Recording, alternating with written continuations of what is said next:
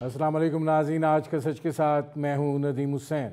आज हम यौम इस्तिसाल कश्मीर मना रहे हैं। ये बुनियादी तौर पर आज ही के दिन 2019 की याद में है, जब भारत ने गासबाना तौर के ऊपर आइन के आर्टिकल 370 और दफ़ा 35A का ख़ात्मा किया था और इसके नतीजे में मकबूजा कश्मीर के कश्मीरियों के हकूक़ न सिर्फ सल्ब कर लिए गए, बल्कि गैर कश्मीरियों को इस बात की इजाज़त मिल गई कि वो रियासत के अंदर जो है वो अपने गैर कानूनी तरीके से आ सकते हैं, वो वहाँ पे ज़मीन ख़रीद सकते हैं, वो वहाँ पे कारोबार कर सकते हैं। और इस तरीके से अक्सरियत जो थी उसको अक़लियत में बदलने का एक सिलसिला जो है उसका आगाज़ हुआ था।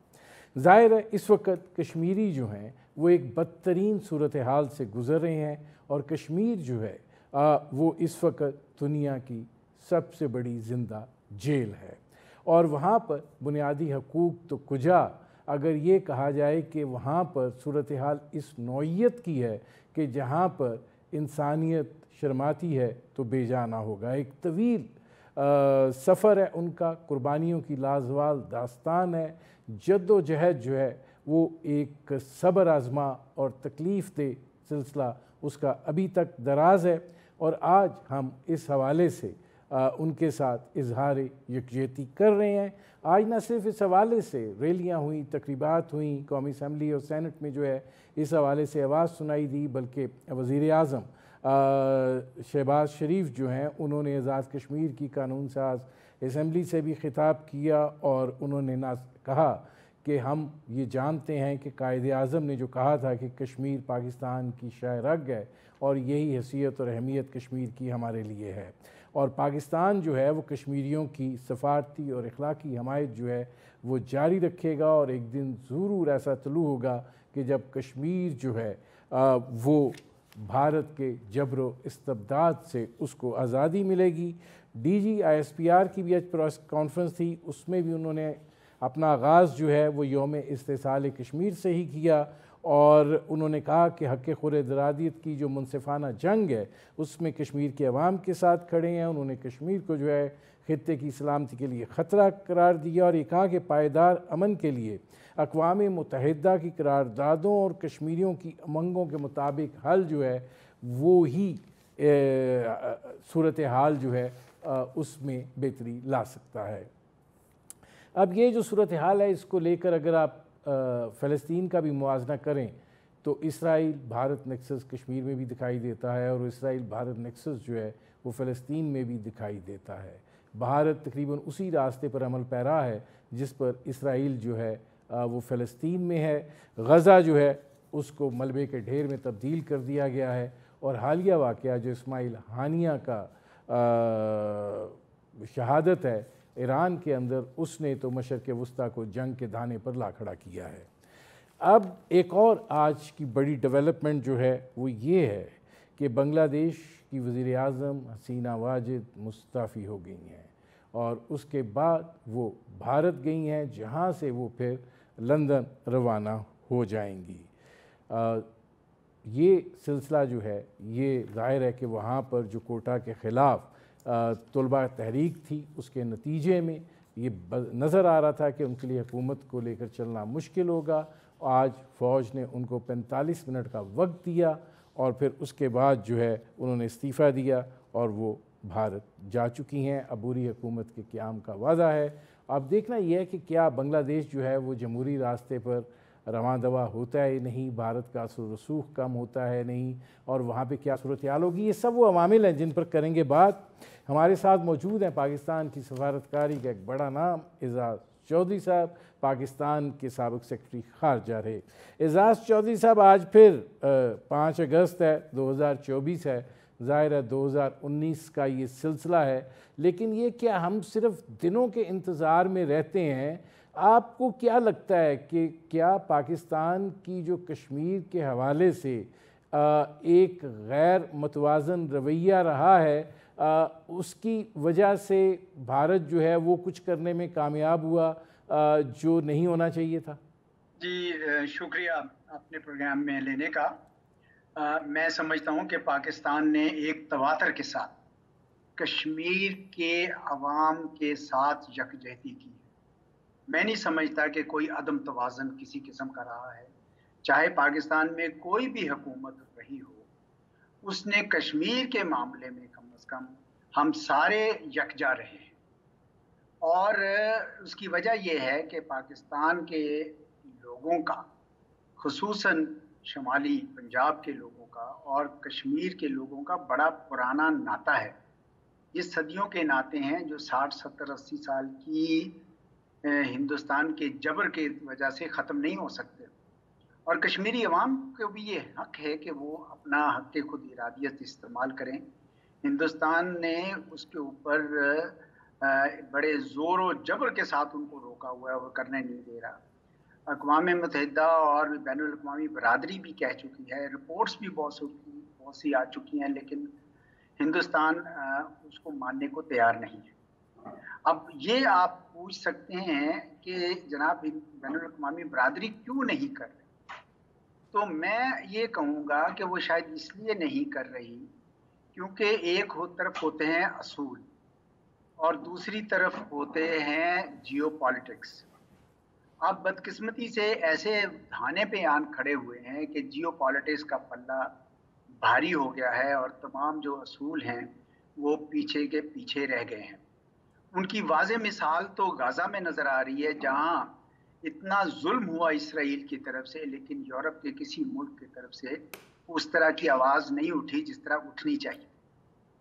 تو ایسا ہی کشمیر کے لوگوں کے ساتھ بھی ہے۔ ایک زمانے میں ایک بین الاقوامی برادری کھڑی تھی ان کے ساتھ، لیکن ہندوستان چونکہ ایک بڑا ملک ہے اور آج کل تو اس کی ویسے بھی اقتصاد بھی بہتر ہو گئی ہے، اس کا طوطی بول رہا ہے، تو چنانچہ پاکستان اور کشمیریوں کے جو دوست بھی تھے وہ بھی اب زیادہ نہیں بول رہے اور اصول پیچھے رہ گئے ہیں اور جیو پالیٹکس جو ہے وہ آگے اس میں اعزاز چودھری صاحب، میں نے آپ سے یہ سوال اس لیے پوچھا تھا کہ یقیناً بین الاقوامی برادری کے اپنے مفادات ہوتے ہیں، اس میں کوئی شک نہیں کہ وزارت خارجہ ایک بنیادی جو پاکستان کا موقف ہے اس کو لے کر چل رہی ہے، لیکن آپ مشرف صاحب سے لے کے اب تک دیکھیں صورتحال، ہم احتجاج کی بات کرتے ہیں، ایک وقت تھا جب ہر جمعے کو ہمیں احتجاج کرنا تھا، نہیں ہوا ہمارے، وہ ایک اس سطح کا تسلسل نہیں ہے۔ یقیناً ایک جو پالیسی فریم ورک ہے وہ اپنی جگہ پہ ہے، لیکن جس طریقے سے اور جس مؤثر انداز میں معاملات کو حکومتی سطح پہ اجاگر کیا جانا چاہیے، میں اس تسلسل کی بات کر رہا تھا۔ دیکھیں، دو تین اور بھی پہلو ہیں جو مد نظر رکھنے چاہیے۔ ایک تو یہ ہے کہ جب سے امریکہ کا چین کے ساتھ مقابلہ یا مسابقہ شروع ہوا ہے، اس نے ہندوستان کی تمام گناہ معاف کر دی۔ ہندوستان چاہے روس سے اسلحہ خریدے یا جو بھی کرے، وہ کچھ نہیں کہتے۔ تو کشمیر کے معاملے میں بھی ایسا ہی ہوا ہے کہ ہندوستان نے جو چاہا کیا 2019 میں، اور امریکہ نے اس کی کوئی سرزنش نہیں کی۔ تو ایک تو یہ۔ دوسری بات یہ کہ کشمیر کے اندر بھی جو کشمیری ہیں وہ پہلے متحد نہیں ہو سکے۔ شیخ عبداللہ کی فیملی اور دوسرے بھی، مفتی سعید کی فیملی ہمیشہ ہندوستان کے ساتھ کام کرتے رہے۔ اب جب کہ ہندوستان نے ان کا اسپیشل سٹیٹس ختم کر دیا تو اب ان کی بھی آنکھیں کھل گئی اور ان کو بھی اس بات کا اندازہ ہو رہا ہے۔ تو چنانچہ یہ بھی وقت آ گیا ہے کہ کشمیری بھی اب متحد ہوں کر ایک آواز اٹھائیں، کیونکہ یہ نہیں ہو سکتا کہ کشمیری اتنی آواز نہ اٹھائیں جتنی پاکستان اٹھا رہا ہے۔ یہ دونوں سائڈوں پہ چلنا چاہیے۔ کشمیر میں بھی آواز اٹھنی چاہیے اور پاکستان سے بھی آواز اٹھنی چاہیے۔ تیسری بات یہ کہ جو کشمیر کا ڈائسپورا ہے باہر پوری دنیا میں، ان کو بھی کچھ قانونی پہلو لے کر جانے چاہیے۔ جس طرح اسرائیل کے جو فوجی کارروائیوں کے خلاف جنوبی افریقہ نے انٹرنیشنل کورٹ آف جسٹس میں لے گیا معاملہ، اسی طریقے سے کوئی اگر ڈائسپورا چاہے تو آئی سی سی میں یا کسی اور بین الاقوامی فورم پر لے کر جائے تو یہ اچھی بات ہوگی۔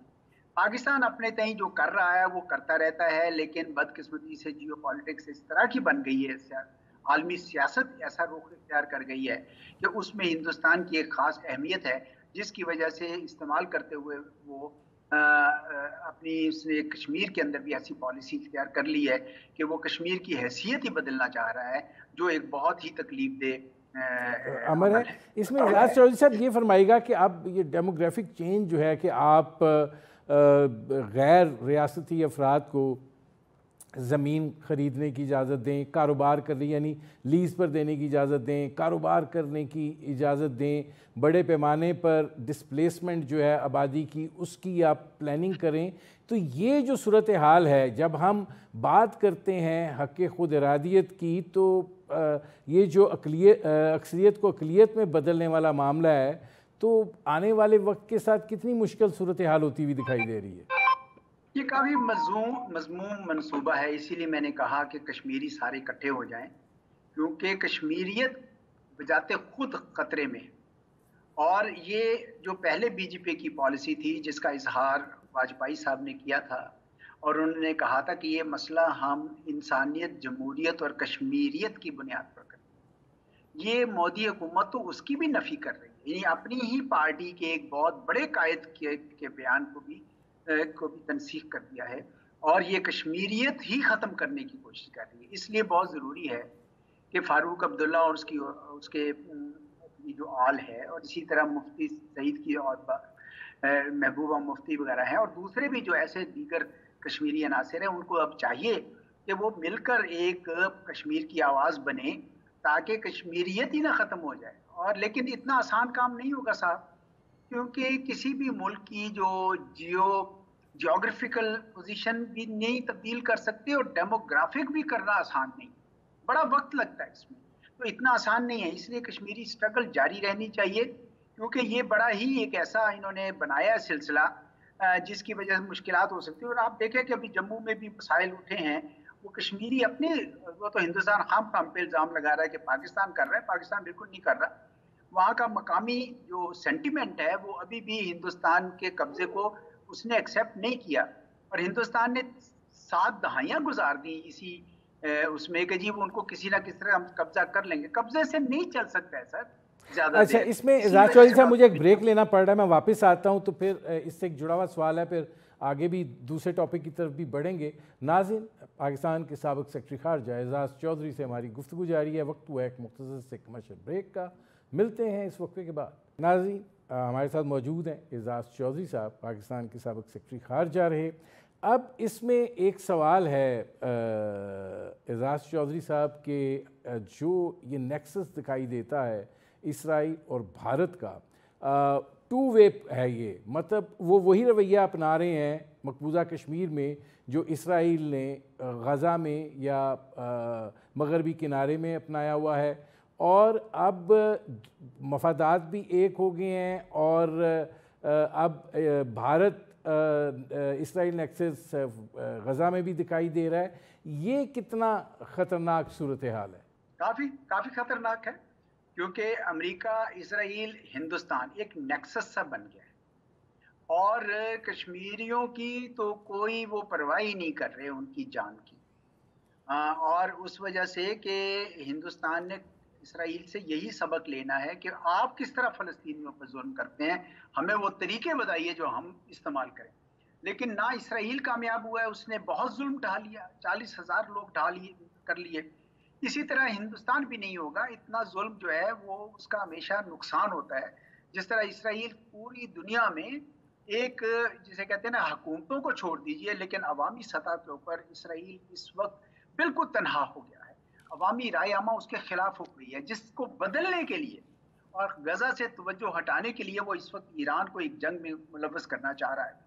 ہندوستان کو بھی یہ سبق سیکھنا چاہیے کہ اگر انہوں نے ضرورت سے زیادہ دباؤ ڈالا اور اسرائیل والی پالیسی اختیار کی تو وہ خود بھی تنہا ہو جائیں گے دنیا میں, بلکہ ان کے اپنے ملک کے اندر رد عمل سنگین آئے گا کہ وہ برداشت نہیں کر سکیں گے.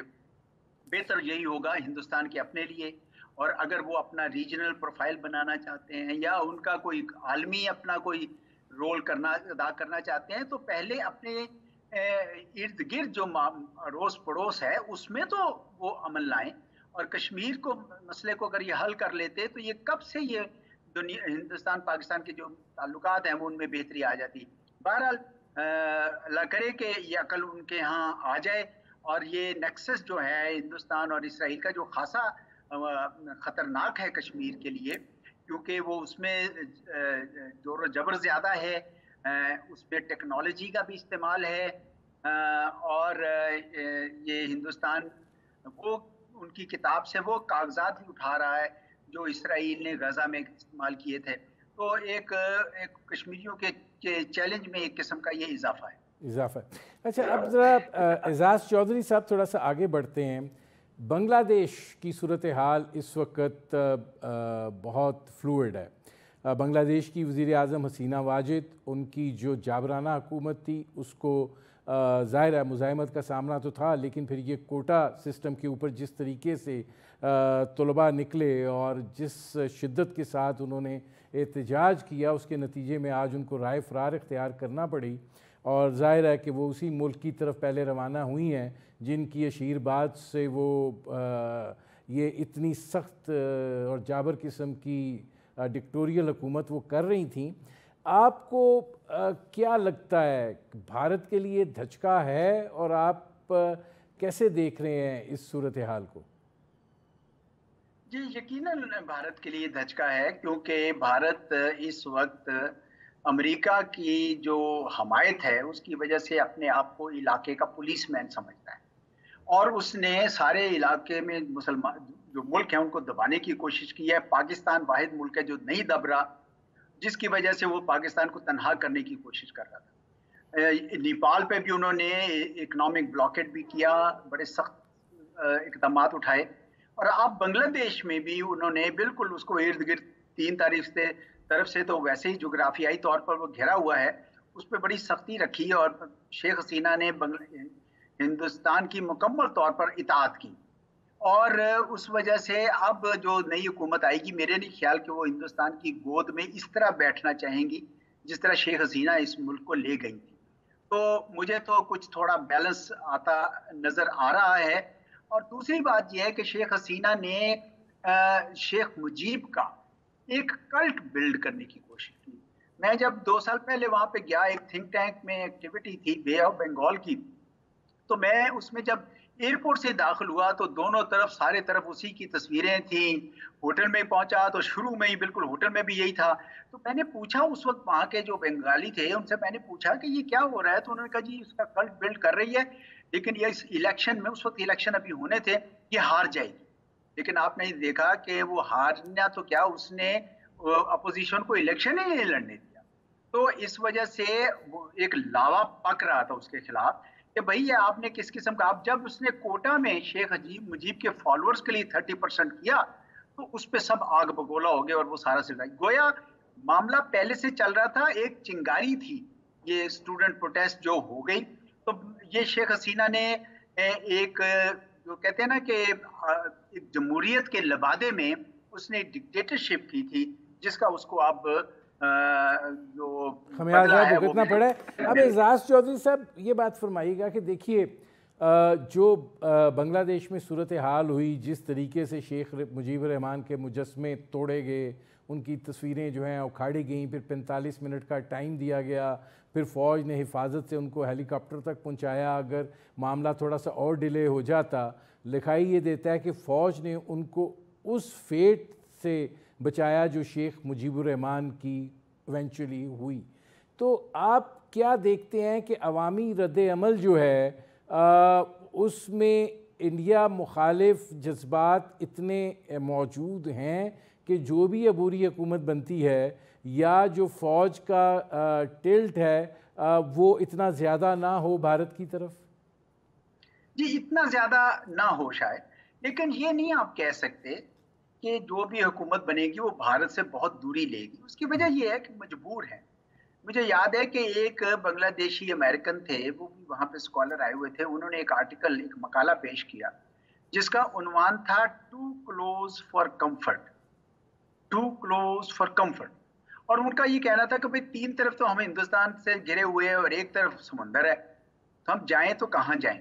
تو یہ ایک ہندوستان کی طرف مکمل اس سے علیحدہ تو نہیں ہو سکتے یہ، لیکن کم از کم ایک ایسا توازن رکھ سکتے تھے جو شیخ حسینہ نے نہیں رکھا. تو امید کی جانی چاہیے کہ اب جو اگلی حکومت آئے گی شاید وہ یہ توازن رکھنا چاہے.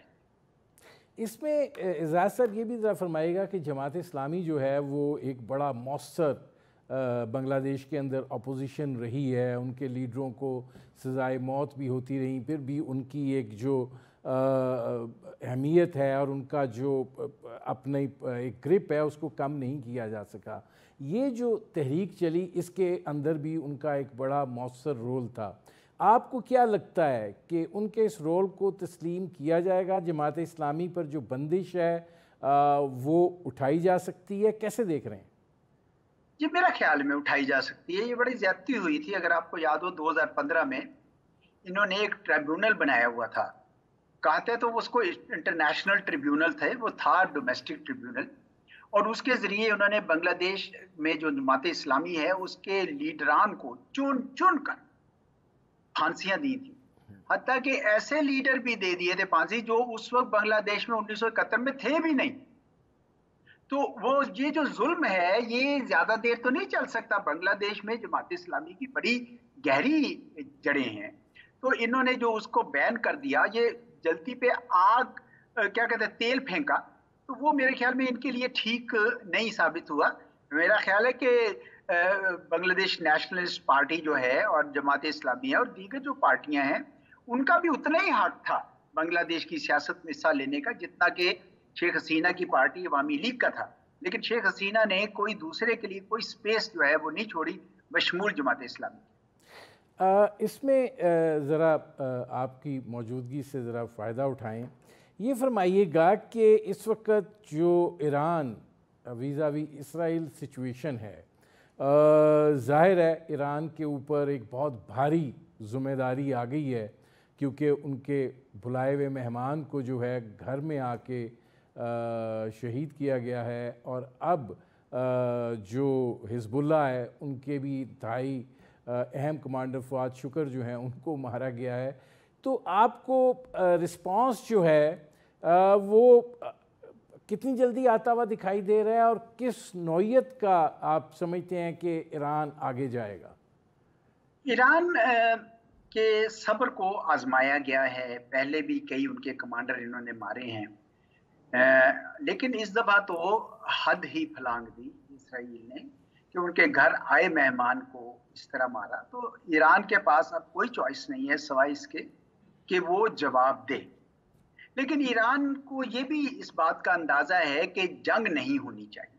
بڑی اگر جنگ ہوتی ہے تو اس کا خطرہ پورے خطے کو ہے بلکہ دنیا کو ہے، اور اسرائیل جو ہے وہ غزہ میں اپنے ظلم سے توجہ ہٹانے کے لیے ایران کو جنگ میں ملوث کرنا چاہتا ہے، اور جو بڑا ہی ایک خطرناک کھیل کھیل رہا ہے۔ اسرائیل کو یہ خیال خام ہے کہ وہ اب اتنا طاقتور ہو گیا ہے کہ وہ ایران جیسے بڑے ملک کو ٹیک آن کر سکتا ہے۔ ٹھیک ہے ایران کی انٹیلیجنس فیلئر ہوئی ہے، لیکن ایران ایک بہت بڑا ملک ہے، پاکستان سے 1.5 گنا زیادہ اس کا رقبہ ہے، اس کے اندر لا تعداد قدرتی وسائل ہیں، اتنا آسان نہیں ہوگا۔ ٹھیک ہے اس بات میں کوئی شک نہیں ہے کہ اسرائیل کے پیچھے امریکہ بدرجہ اتم کھڑا ہے اور اپنے بحری بیڑے بھی ادھر لا رہا ہے، اور کوشش یہ کر رہا ہے کہ اس سے ڈر کر ایران کوئی بہت بڑا قدم نہ اٹھائے، کیونکہ بنیادی طور پر امریکہ بھی جنگ نہیں چاہتا۔ دیکھیں امریکہ اس وقت روس اور یوکرین کی جنگ میں ظاہری طور پر یا براہ راست تو نہیں ہے، لیکن وہ وہاں پہ باقاعدہ یوکرین کی مدد کر رہا ہے، وہ توجہ بھی نہیں ہٹانا چاہتا وہاں سے گلف ادھر مڈل ایسٹ میں۔ لیکن اسرائیل بہرحال کوشش کر رہا ہے کہ کسی طریقے سے امریکہ بھی شامل ہو جائے اور ایران کو بہت بڑی سزا دی جائے۔ یہ ان کی غلط فہمی ہے، میں نہیں سمجھتا ایسا ہوگا، اور ایران کے لیے کوئی نہ کوئی تو کچھ اس نے کرنا ہے۔ میں نے ابھی کل اتوار کو اپنے خیالات کا اظہار کیا تھا، ڈان میں جو ویکلی کالم لکھتا ہوں اس میں بھی میں نے یہ لکھا تھا کہ ایران نے ایکشن تو لینا ہے، لیکن میرے خیال میں وہ پھر بھی کوشش کریں گے کہ میڈ ہو، لیکن یہ پچھلی مرتبہ جو انہوں نے ایکشن لیا تھا یہ یقیناً اس سے ایک درجہ اوپر ہوگا۔ اس سے ایک درجہ اوپر ہوگا۔ بہت شکریہ اعزاز چودھری صاحب۔ ناظرین یہ تھے پاکستان کے سابق سیکرٹری خارجہ اعزاز چودھری، ان کی آپ نے گفتگو سنی۔ وقت ہوا ہے ایک مختصر سے کمرشل بریک کا۔ بریک سے جب واپس آئیں گے تو بات کریں گے DGISPR کی پریس کانفرنس اور اس میں اٹھائے گئے 2-3 بڑے اہم موضوعات پر۔ ملتے ہیں اس وقفے کے بعد۔ ناظرین، آج DGISPR نے بڑی اہم پریس کانفرنس کی ہے اور انہوں نے کئی اہم موضوعات پر بات کی ہے۔ سب سے پہلے انہوں نے یوم استحصال کشمیر پر بات کی، اس کے بعد انہوں نے دہشت گردی کے حوالے سے بات کی اور انہوں نے یہ بتایا کہ اب تک گزشتہ 1 برس کے دوران کوئی 26,000 سے زائد آپریشن جو ہیں وہ کیے جا چکے ہیں، اور ان آپریشنز میں انہوں نے یہ بتایا کہ جو قانون نافذ کرنے والے ادارے ہیں وہ تمام کے تمام شریک ہیں اور روزانہ کی بنیاد پر 100 سے زائد کیے جا رہے ہیں۔ انہوں نے کہا کہ گزشتہ 7 ماہ کے دوران 139 ہمارے بہادر جوان اور افسر جو ہیں وہ دہشت گردی کے خلاف جنگ میں جو ہیں وہ شہید ہوئے ہیں۔ اس کے علاوہ انہوں نے 9 مئی کے حوالے سے بڑی دو ٹوک الفاظ میں بات کی۔ انہوں نے کہا کہ 9 مئی کے حوالے سے میں نے جو گزشتہ پریس کانفرنس میں موقف اختیار کیا تھا، نہ وہ تبدیل ہوا ہے نہ وہ تبدیل ہوگا۔ اس کے علاوہ انہوں نے کہا کہ پاکستان میں انتشار پیدا کرنے کی مذموم کوشش کی جا رہی ہے اور بین الاقوامی پرنٹ میڈیا میں 127 مضامین جو ہیں وہ لکھوائے گئے ہیں، جس کا مطمع نظر یہ ہے کہ پاکستان میں انتشار کی صورتحال کو فروغ دیا جائے، مایوسی پیدا کی جائے اور ایک مخصوص مافیا جو ہے اس کا جو بیانیہ ہے اس کو اجاگر کیا جائے۔ اس کے علاوہ انہوں نے بلوچستان کے اندر جو بلوچ یکجہتی کمیٹی ہے اس کو انہوں نے کہا کہ یہ اس کی جو نام نہاد لیڈرشپ ہے یہ دہشت گرد تنظیموں اور کرمنل مافیا کی پروکسی ہے۔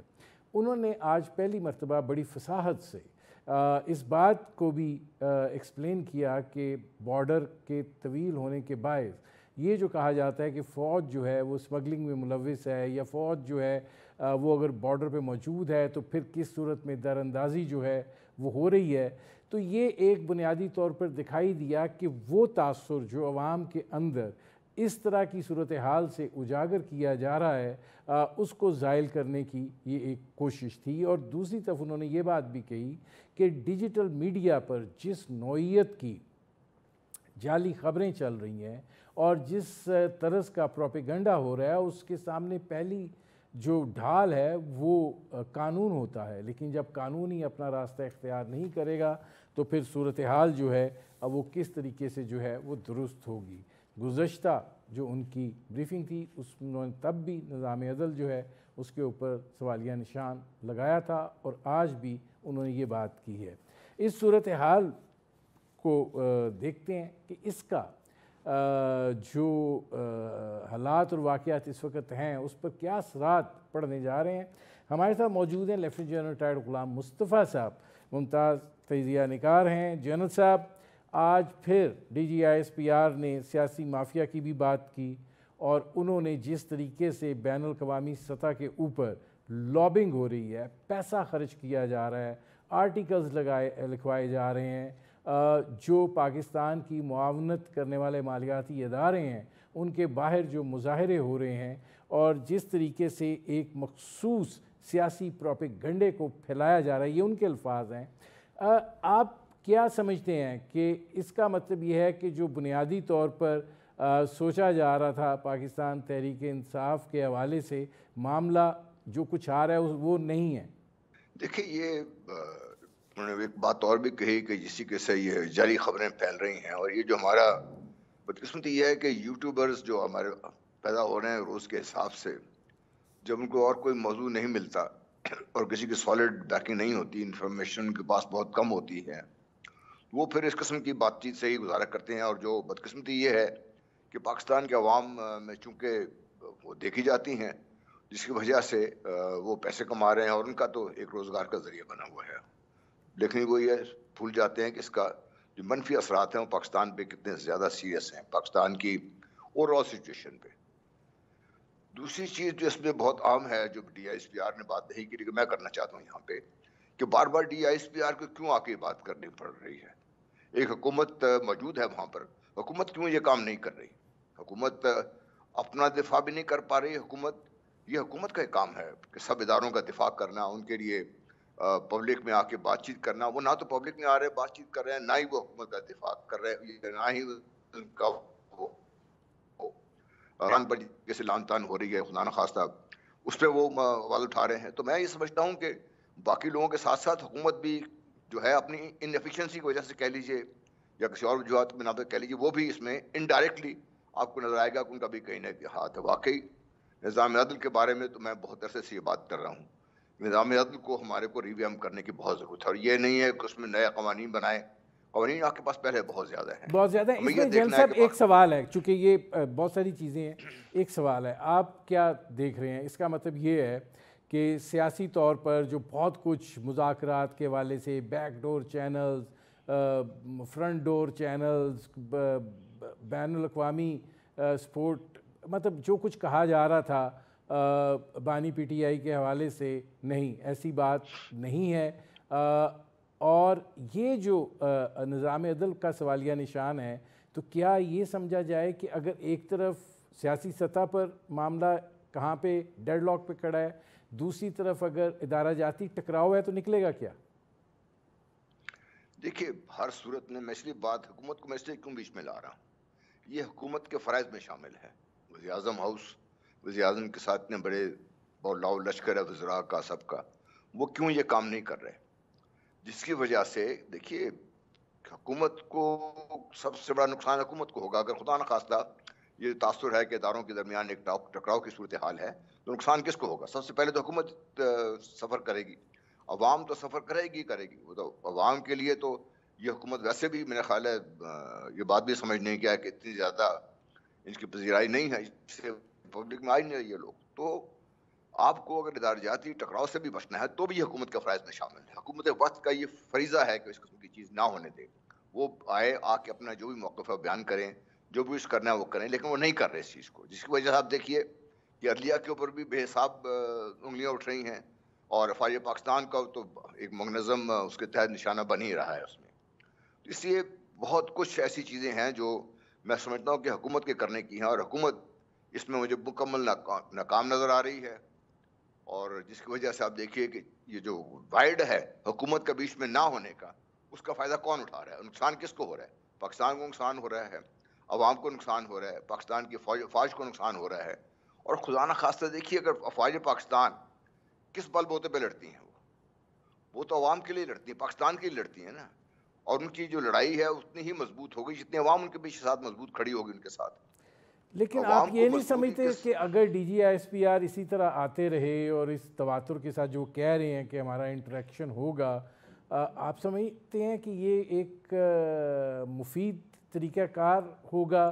اور آپ یہ سمجھتے ہیں کہ جو ایک کبھی بولنے کی جو مؤثر اور جو اس کا اثر ہے وہ ہوتا ہے, وہ اس طریقے سے رہ پائے گا, یا یہ توڑ بن پائے گا اس پروپیگنڈے کا جو ہو رہا ہے؟ دیکھ وہ تو آ کے وہ چیز بات کریں گے جو فوج پاکستان بحیثیت مجموعی ادارہ وہ سمجھتے ہیں بات کریں گے اس میں, تو ان کی بات چیت تو اس حد تک محدود رہے گی. اس کا جو امپیکٹ ہے وہ تبھی ہوگا جب ایک منظم طریقے سے ایک بیانیہ جو ہے وہ حکومت پیش کرے گی, جس میں فوج پاکستان کا اپنا حصہ ہوگا, باقی اداروں کا اپنا حصہ ہوگا, تبھی بات بن پائے گی نا. اگر ڈی ایس پی آر نے بالکل ٹھیک باتیں کی, بہت صحیح باتیں کی, لیکن ان کو ایز اے آپ دیکھیے ایز اے ہول حکومت کی جگہ اگر پوری پاکستان کو آپ نے بات کرنی ہے, عوام سے بات کرنی ہے, اگر یہ حکومت سمجھتی ہے ان کا مینڈیٹ ہے ان کا, تو ان کا کام ہے نا کہنا بات, وہ آئے نا پبلک میں, بات تو پبلک ان کی سننی چاہیے. Public D S P are کی مجبوری یہ ہے میں سمجھتا ہوں کہ وہ بار بار آ رہے ہیں اس بات پہ کرنے کے لیے. نہیں تو آپ کو کیا وجہ دکھائی دیتی ہے کہ حکومت جو ہے وہ کیوں کوئی بیانیہ نہیں بنا پا رہی, اور وہ کیوں مؤثر انداز میں اس صورتحال جو ہے اس کا مقابلہ کر پا رہی؟ دیکھیے حکومت کی پالیسیز کو آپ دیکھ لیں نا, حکومت اپنی پالیسیز جو پالیسیز ہیں ان کی وہ عوام میں لے کے کیسے جائے گی؟ جس طرح بجلی کے نرخ بڑھ رہے ہیں سے, آپ جو کاسٹ آف پروڈکشن بڑھتی جا رہی ہے, آپ کی جو بھی سیکٹرز ہیں ان میں نقصان ہو رہا ہے آپ کو, حکومت کیوں آ کے اپنے آپ کو دفاع میں اپنا دفاع نہیں کر پا رہی؟ وہ اوروں کا دفاع کیا کریں گے وہ لوگ؟ تو حکومت کی ناکامی ہمارے سامنے نظر آ رہی ہے, اور حکومت کو اس چیز کا ادراک میرا خیال نہیں ہے. جب وہ سمجھتے ہیں کہ ٹھیک ہے, وہ بھی آرام سے ڈیفلیکٹ کر کے سارا جو جتنا بھی ملبہ ہے پاکستان کی طرف کر کے, تو آرام سے چپ کر کے بیٹھ کے تماشا دیکھ رہے ہیں. ان کو بیچ میں آنا چاہیے. لیکن یہ ایک چیز کہ بلوچستان کے اندر جو صورتحال ہے، جس طریقے سے اتنے دنوں سے راستے بند ہیں، شاہراہیں بند ہیں، گوادر پہ دھرنا ہے، D G S P R کہہ رہے تھے کہ اب صورتحال جو ہے وہ ٹھیک ہے، اور انہوں نے جو یہ بلوچ یکجہتی کمیٹی ہے اس کو انہوں نے کہا کہ یہ کمیٹی اور اس کی نام نہاد جو لیڈرشپ ہے یہ دہشت گرد تنظیموں اور کرمنل مافیا کی پراکسی ہے۔ آپ کو نہیں، آپ کیسے اس صورتحال کو دیکھ رہے ہیں؟ کیونکہ یہ آپ نہیں سمجھتے کہ سیاسی سطح کے اوپر چونکہ نیشنلسٹ بھی اس میں حصہ ڈال رہے ہیں تو ایک پولیٹیکلی گیپ وائڈن ہو رہا ہے؟ جی بالکل، جیسا میں نے فیڈرل حکومت کی بات کی، صرف بلوچستان حکومت بھی اپنا کام کرنے میں ناکام ہے مکمل طور پر، کیونکہ جب تک وہ سیاسی طور پر ان معاملات کو ہینڈل نہیں کریں گے، اس قسم کے جو عناصر ہیں وہ سر اٹھاتے رہیں گے، اور پھر جب ایک کوئی اگر جائز بات بھی ہو تو اس کے ساتھ پھر باقی سارے لوگ مل جاتے ہیں اور پھر مل کے ایک بہت بڑا تماشا بن جاتا ہے۔ حکومت بلوچستان کو بھی میں سمجھتا ہوں کہ بھئی ان کا اس میں بہت بڑی ناکامی ہے ان کی، کیونکہ اگر حکومت کو ہر عوام پہ ان کی جو نبض پہ ہاتھ نہیں ہے حکومت کا، تو پھر ان کو وہاں پہ رہنے کا کوئی حق بھی نہیں ہے، کیونکہ وہ مینڈیٹ لے کے آئے عوام کا، ووٹ لے کر آئے عوام کے، وہ جب تک ان کا عوام کی نبض پہ ہاتھ نہیں ہوگا، عام لوگوں تک ان کی رسائی نہیں ہے، پہنچ نہیں ہے، ان سے بات چیت نہیں ہے ان تک جو لنک ہونا چاہیے لیڈرشپ کا اور عوام کا، وہ آپ کو نظر نہیں آتا، جس کی وجہ سے یہ جو گیپ ہے اس کو فل کرنے کے لیے کون آتا ہے بیچ میں؟ بدقسمتی یہ میں دیکھنا بار بار اسی طرف آ رہے ہیں اس میں۔ لیکن جنرل صاحب آپ یہ فرمائیے گا کہ آپ بار بار اس چیز کا تذکرہ کر رہے ہیں، اور اگر ان بٹوین دا لائنز دیکھا جائے تو حکومت کے لیے بھی یہ میسیجز ہیں جب وہ کہتے ہیں کہ سمگلنگ میں صرف فوج نہیں ہے، کسٹمز ہے، ایف آئی اے ہے، اور بہت سارے ادارے جو ہیں وہ اپنی جگہ کے اوپر موجود ہیں۔ اس کا مطلب ہے کہ چارج شیٹ حکومت کو بھی کیا جا رہا ہے، لیکن ظاہر ہے کہ بیہائنڈ دا سین روابط کے بہت سارے سلسلے ہوتے ہیں۔ تو اس طریقے سے پھر حکومت کی یا سیاسی سچویشن کو آپ کیسے دیکھ رہے ہیں؟ دیکھیں وہی ندیم، ہم وہیں آپ کر بات میں اڑ جاتی ہے بات ساری ہم یہاں پر اگر تو ایک فعال سیاسی حکومت اپنی جگہ پر موجود ہو تو بہت سارا جو عوام کا پریشر ہے یا اس قسم کے جو عناصر کا پریشر ہے یا اس قسم کے عناصر کو وہ غیر مؤثر کر سکتے ہیں، لیکن چونکہ وہ اپنے آپ کو اس جگہ پر نہیں لا پا رہے، جو بھی وجوہات ہیں اس کو ہم ڈسکس کر سکتے ہیں، اگری نہ کریں، ڈس ایگری کریں، الگ بات ہے، لیکن یہ ہے کہ بیسیکلی تو آپ دیکھیں نا پورا ملک کے لیول کے آپ دیکھیں تو ایک سیاسی نہیں، وہ سطح تو پر اگر آپ اس قوت کو کہتے ہیں تو اس کو تو آپ یہ سمجھتے ہیں کہ یہ وہ لوگ ہیں جو پاکستان کے مفاد کے خلاف کام کر رہے ہیں، یہ آرٹیکلز چھپوا رہے ہیں، یہ قراردادیں منظور کروا رہے ہیں، یہ سب کچھ کر رہے ہیں، یہ 9 مئی کے مجرم ہیں، تو پھر یہ جو اتنی پیچیدہ صورتحال ہے نکلیں گے کیسے؟ دیکھیں نکلنے کے لیے آپ کے پاس راستے نکل سکتے ہیں، اگر آپ سمجھتے ہیں کہ اس کو ہم نے اس سے نکالنا ہے، اس سے آپ افواج پاکستان کو ایک طرف رکھ کر، میں جسے پہلے عرض کی کہ حکومت کو بھی یہ سوٹ کرتا ہے کیونکہ وہ ہر چیز میں ناکام نظر آ رہی ہے آپ کو، جس کے جو بھی ملبہ ہے افواج پاکستان کی طرف ہے، حکومت کو آنا پڑے گا میدان میں، وہ سب عناصر کو انگیج کرنا حکومت کا کام ہوگا اس میں۔ ہاں جہاں حکومت کو ضرورت پڑے گی، مدد چاہیے ہوگی، افواج پاکستان حاضر ہیں، انہوں نے پہلے بھی کی، اب بھی کریں گے اور پھر بھی کرتے اور رہیں گے، اس کو کیونکہ کرتے رہیں پاکستان گے۔ تو سب جنرل صاحب میرے پروگرام کا وقت ختم ہو رہا ہے، بہت شکریہ lieutenant general retired Ghulam Mustafa صاحب۔ ناظرین، آپ نے ہمارے پینل کے شرکاء کی گفتگو سنی، اب تک کے لیے اتنا ہی، اجازت دیجیے، اللہ حافظ۔